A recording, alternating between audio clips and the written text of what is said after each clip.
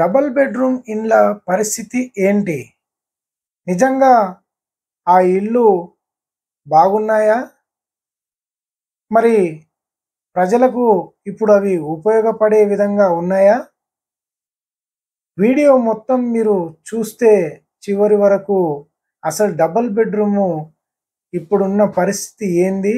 అసలు ప్రజలకు నివాస యోగ్యంగా ఉన్నదా? లేదా? అనేది మీరు పూర్తిగా తెలుసుకుంటారు. హాయ్ హలో అందరికీ నమస్తే. Welcome to buy easy cell easy properties. చూస్తున్నారు కదా డబుల్ బెడ్రూము తాజా పరిస్థితి ఇది. డబుల్ బెడ్రూమ్ యొక్క తాజా పరిస్థితి ఇది. సెల్లార్లో ఉన్నటువంటి పరిస్థితి అండి. చూస్తుండండి, మీకు మంచిగా అర్థమయ్యే విధంగా ఇక్కడ ఉన్నటువంటి సిచ్యువేషన్ ఎలా ఉందనేది చూపెట్టడానికి మీ ముందుకు తీసుకొచ్చాం. కాబట్టి దయచేసి మన ఛానల్ని కొత్తగా విజిట్ చేసినటువంటి వాళ్ళు ఎవరైనా ఉంటే ఇమీడియట్గా సబ్స్క్రైబ్ చేసుకోండి. అలాగే వీడియో చూస్తున్నారు కానీ లైక్ చేయట్లేదు భయ్యా, మీరు వీడియోని లైక్ చేయండి, అలాగే షేర్ చేయండి, దాంతోపాటు కామెంట్ చేయండి.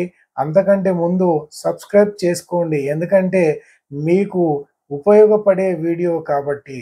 ఇక చూస్తున్నారు కదా, సెల్లార్తో పాటు రోడ్ల పక్కన ఉన్నటువంటి మొక్కలు, వాటితో పాటు కమర్షియల్గా ఉన్నటువంటి షట్టర్స్ అన్నమాట. ఇప్పుడు వీటి పరిస్థితి ఎట్లా ఉందంటే, ఇక్కడ ఉన్నటువంటి మెయింటెనెన్స్ చూసేవాళ్ళు ఎవరు లేరండి. ఇక్కడ వాచ్మెన్ సెక్యూరిటీ వాళ్ళు ఉంటే అక్కడ గేటు దగ్గర ఉంటున్నారు, కానీ ఇక్కడ మాత్రము లోపల నుంచి బయట వరకు క్లీన్ చేసే పరిస్థితి లేదనమాట. అవేంటి, ఎక్కడ ఇట్లా ఉందనేది వివరంగా మీకు చెప్తాను, చూస్తూనే ఉండండి. బయట నుంచి చూస్తే డబుల్ బెడ్రూము బాగానే ఉందండి. వాటితో పాటు ఇక్కడ చూస్తున్నారు కదా, డ్రైనేజీకి సంబంధించిన పైప్ లైను బాగుందండి. ఓవరాల్గా పైప్ లైన్ చెక్ చేయడం జరిగిందనమాట. మంచిగా నీట్గా ఎట్లా అనేది ఇప్పటి వరకు ఎవరు వాడలేదు కాబట్టి ఎటువంటి లీకేజీలు అనేది తెలియదు అనమాట. ఇక్కడ చూస్తున్నారు కదా, నెక్స్ట్ ఫైర్కి సంబంధించిందనమాట. చూస్తున్నారా, ఇది స్ప్రింక్లర్ అనమాట. ఫైర్ ఎప్పుడన్నా ఇది అవుతే స్ప్రింక్లర్స్ ఉండాలని చెప్పేసి పెట్టియడం జరిగింది. అది కూడా బాగానే ఉందండి. ఎందుకంటే ఒక గేటెడ్ కమ్యూనిటీలో ఎట్లయితే సదుపాయాలు ఉంటాయో ఆ రకంగా ఉండాలని పెట్టినారు. ఇక్కడ చూస్తున్నారు కదా నంబర్సు, ఏ ఫ్లాట్కి సంబంధించిన నంబరు వాళ్ళకు కేటాయించి 2 వీలరు పార్కింగ్ పెట్టుకోవడం కోసము వేసినటువంటి లాట్ అనమాట ఇది.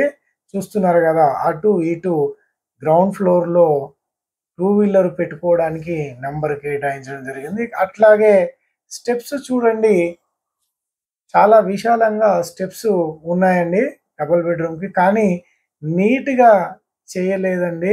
అసలు ఇప్పటి వరకు మెయింటెనెన్స్ అనేది లేదనమాట. అందువలన బొత్తిగా మొత్తము డస్ట్తో నిండిపోయింది. అక్కడ చూస్తున్నారు కదా లిఫ్ట్ అనమాట. అది కూడా ఇప్పటి వరకు పవర్ సప్లై ఇస్తే వాటి పరిస్థితి ఏందనేది తెలిసేదనమాట. ఇంకా అది లేదనమాట. ఇప్పుడు చూస్తున్నారు కదా, ఈ యొక్క ఫ్లాట్లకు సంబంధించిన నంబర్స్ అనమాట. ఏ ఫ్లాటు ఎక్కడ ఉందనేది నంబర్లు కేటాయించు, ఏ ఫ్లోరు ఆ ఫ్లోరుకు సంబంధించిన నంబర్లు ఒక్కొక్కటి వివరంగా రాయడం జరిగింది. ఎక్కడ ఎటువంటి ఇబ్బంది కలగకుండా ఇది బాగానే పెట్టారనమాట. అలాగే ఫైర్ ఎక్స్టింక్షనర్లు కూడా పెట్టినారనమాట. ఫ్లాట్ పరంగా ఇంకా వ్యూ పరంగా కూడా బాగా ఉందండి.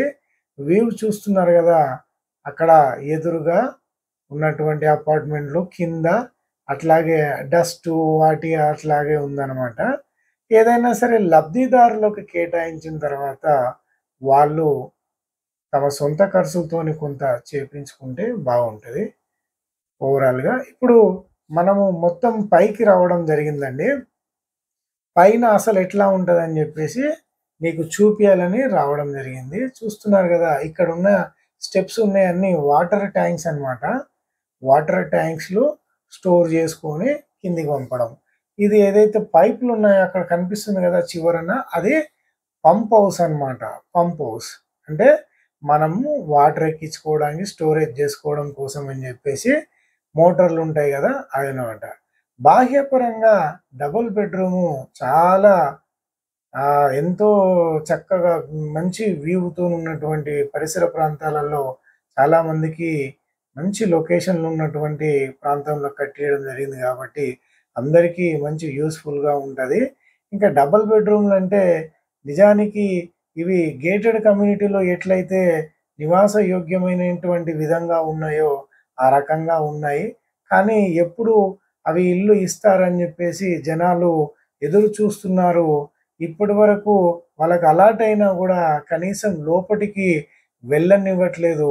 మా ఇంట్లోకి మేము వెళ్తామంటే కూడా సెక్యూరిటీ వాళ్ళు పంపియట్లేదు. ఇప్పుడు ప్రభుత్వము మారింది.